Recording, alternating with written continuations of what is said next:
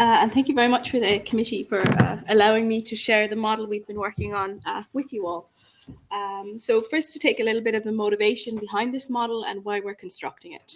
And a lot of this talks about balance, and particularly energy balance, which is where we consider the energy we take in through our diet and how this balances our energy expenditure. And this can be through physical activity, but also just very basic metabolic processes that we need for our cells to survive without any additional physical activity.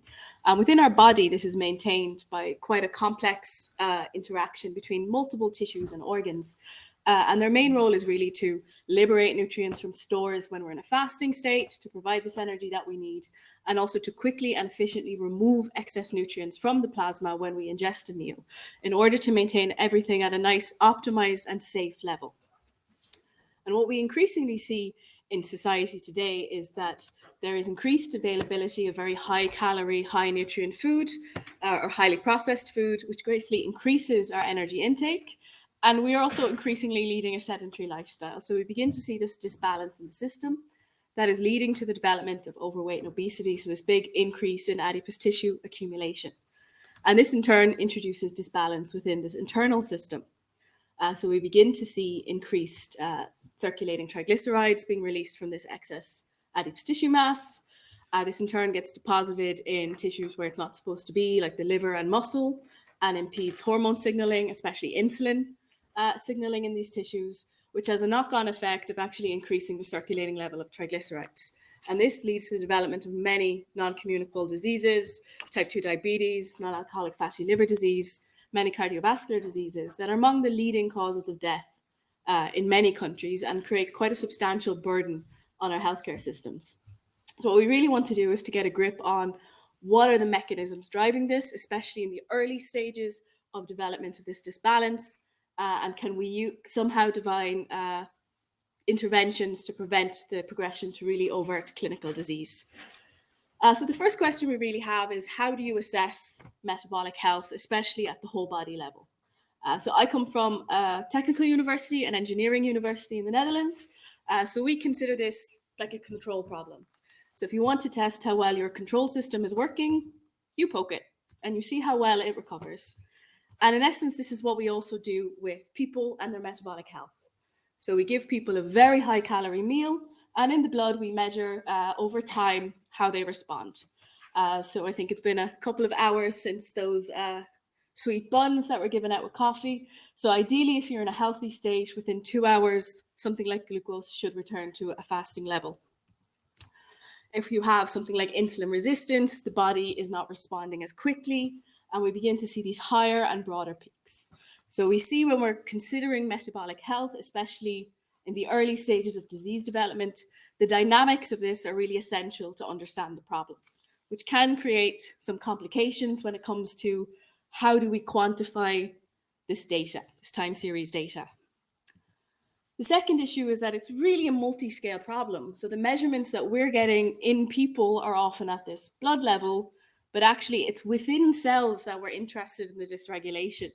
So the blocking of insulin signaling is really happening at the cellular level, but we're measuring at the blood. So it leads to a lot of challenges. And I guess I don't necessarily need to convert people here. I think many of you work with models, but indeed we take the systems biology approach. So how can we integrate these multiple levels? How can we integrate this dynamics? And specifically, we look at bottom-up models. So these are made based on existing knowledge. And for us, the key advantage is often they can require, in terms of raw data for training, very little or no data because they rely on this existing knowledge.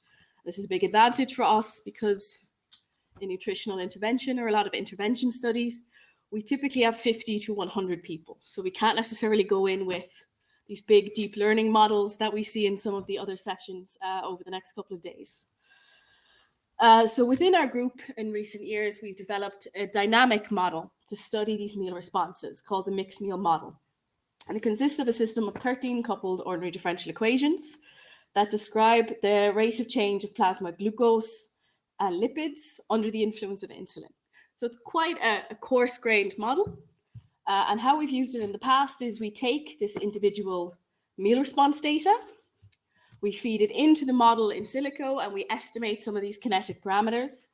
And in this way, we can generate personalized models. So you can see here, looking at some of these different individual curves, our ODE model can capture these differences in postprandial glucose, triglyceride, and insulin that are indicative of metabolic dysregulation.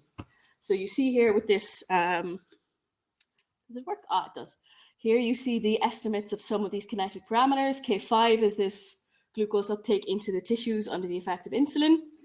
And if we color this by an independent measure of insulin resistance, HOMA-IR, we see that as this kinetic parameter tends towards zero, so less uptake, people are really developing insulin resistance.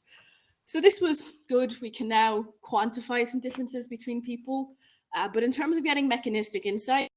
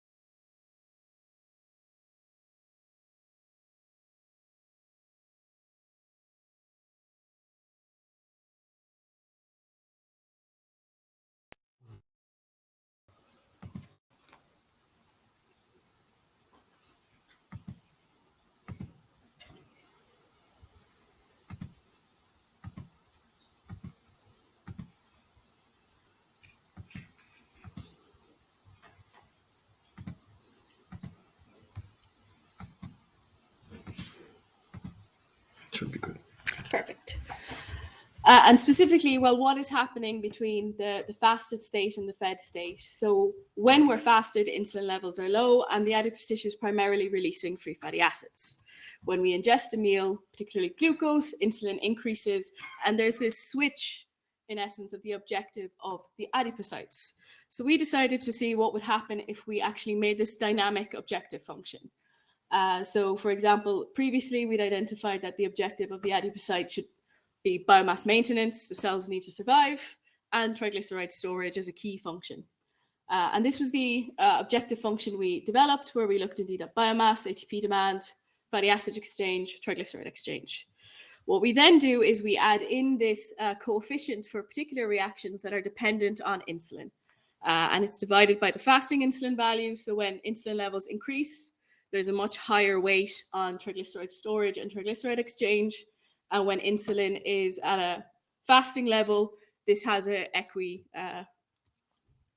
equal weight to the other components. And we then simulate the model. And here we see some of the fluxes across, or predicted fluxes across the adipocyte. And we overlay this on some measured adipose tissue fluxes. So these are from some studies. One is in Maastricht, and then we digitize data from a study in the UK, where they really measured this arteriovenous flux across adipose tissue in people who are overweight and also healthy individuals.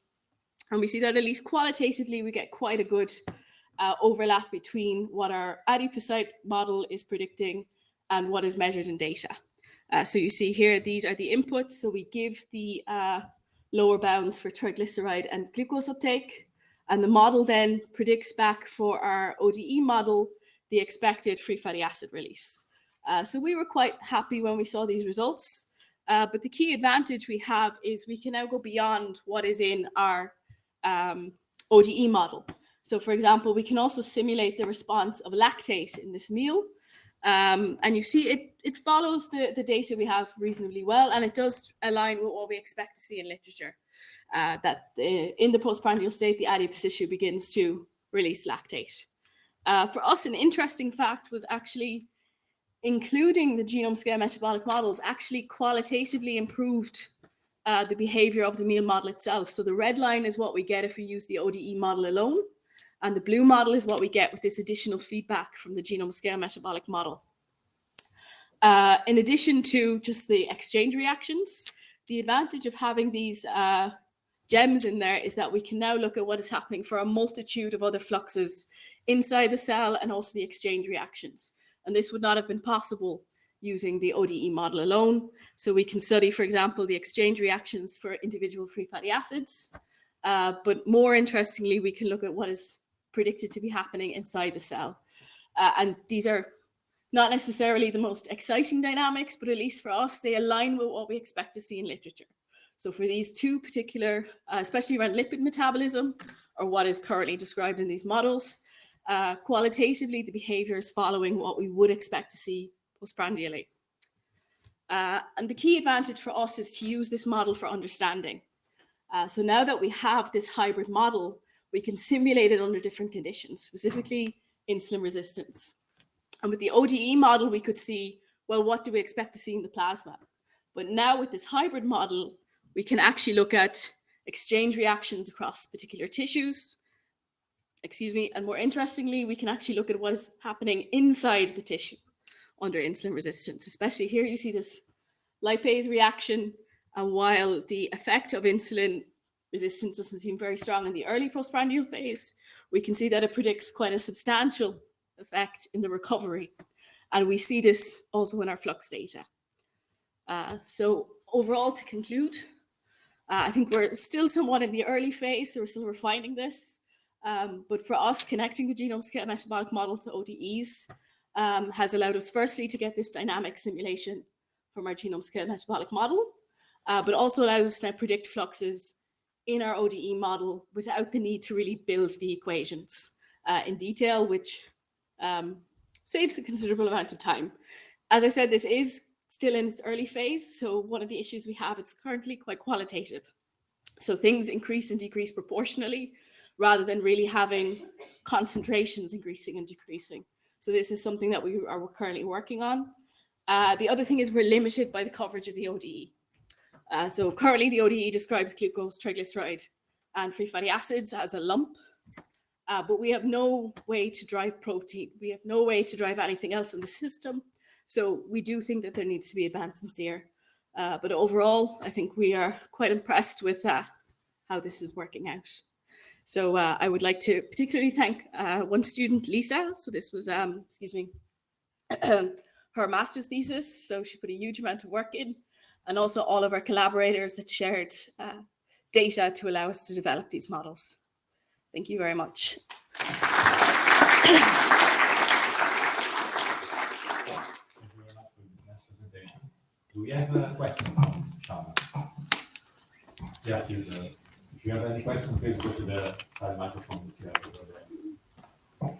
Okay, thanks, Shauna. Have you tried different objectives for each one of the like the flux balance type things, or do you just use a linear objective each time? It's a linear objective that's weighted, and then each tissue has a different one depending on its function. So for the muscle, for the liver especially, it's quite a large complex one, and then it's weighted. Certain components are weighted based on what we expect to see in the postprandial state. Do you use any quadratic regularization? So it's essential to do some, at least minimally, quadratic regularization to keep the sequence well behaved. You don't get jumps. Yeah. So we do see that actually. Yeah, we do see that sometimes. So this is if we don't have the insulin, so the dynamic objective function, we saw a huge amount of these jumps. So this is why we realized, okay, the dynamic bounds aren't doing this for us. We need something more. So far it's behaved reasonably well, but indeed there's definitely room for improvement, I think.